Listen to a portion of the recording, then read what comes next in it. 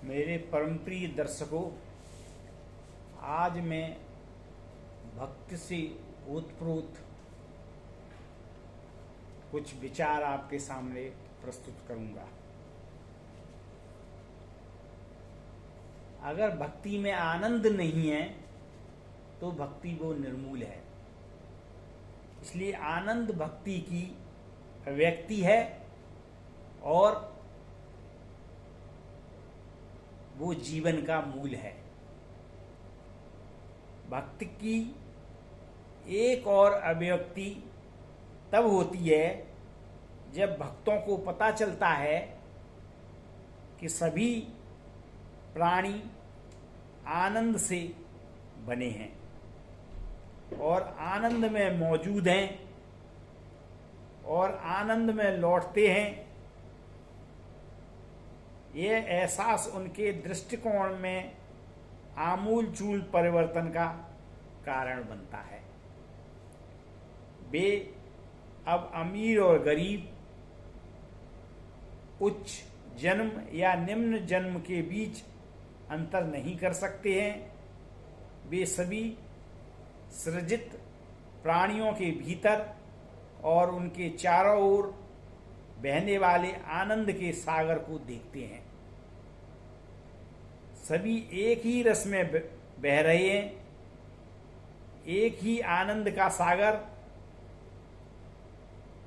उस दिव्य प्रवाह में भक्त परम पुरुष को प्रत्येक इकाई के साथ नृत्य करते हुए देखते हैं। दर्शन शास्त्र में इस नृत्य को रासलीला के आनंद के प्रभाव में दिव्य नाटक कहा जाता है। इसका मतलब यह नहीं है कि कोई वास्तव में बांसुरी बजा रहा है जिसमें सभी मनुष्य और उसके चारों ओर गायें नाच रही हैं। इसका मतलब है कि इस अनादि और अंतहीन ब्रह्मांड की सभी संस्थाएं ब्रह्मांडीय आनंद के सागर में तैर रही हैं।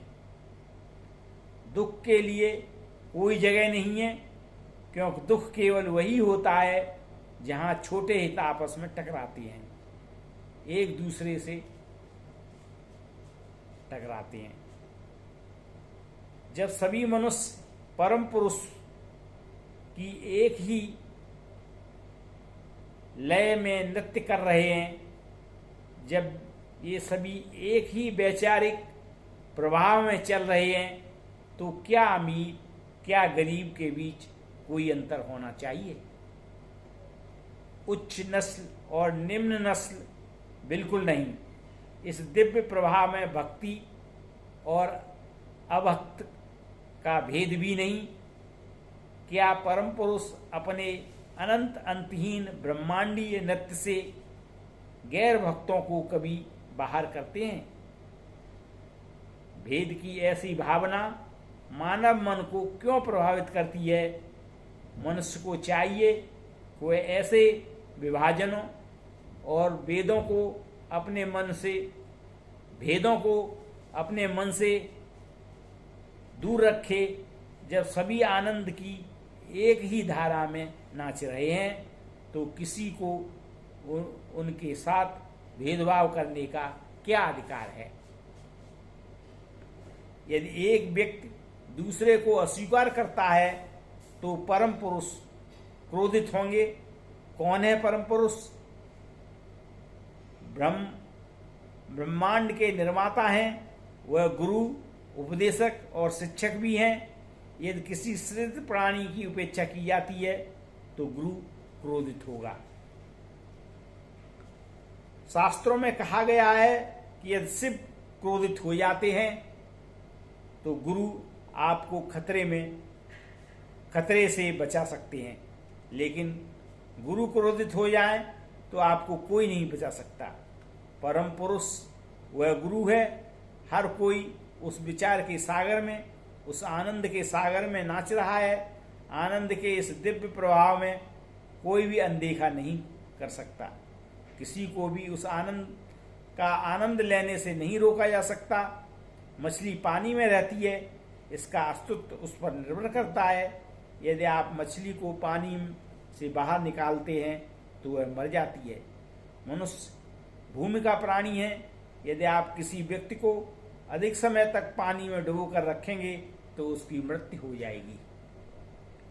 भूमि एक व्यक्ति का जीवन है। इसी प्रकार यदि भक्त भक्तमय वातावरण में रहने में असमर्थ है तो निश्चित रूप से मरेंगे। जब दो भक्त मिलते हैं तो वे एक दूसरे से गहरे आत्मीयता के आलिंगन में चिपके रहते हैं। भक्त हमेशा भक्ति के बारे में सूचना चाहते हैं।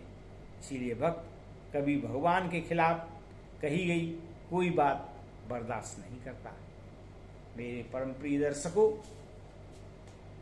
इस तरह की विवेचना भक्ति के बारे में आपको कैसी लगी, आप हमें कमेंट करें और सब्सक्राइब करें। धन्यवाद।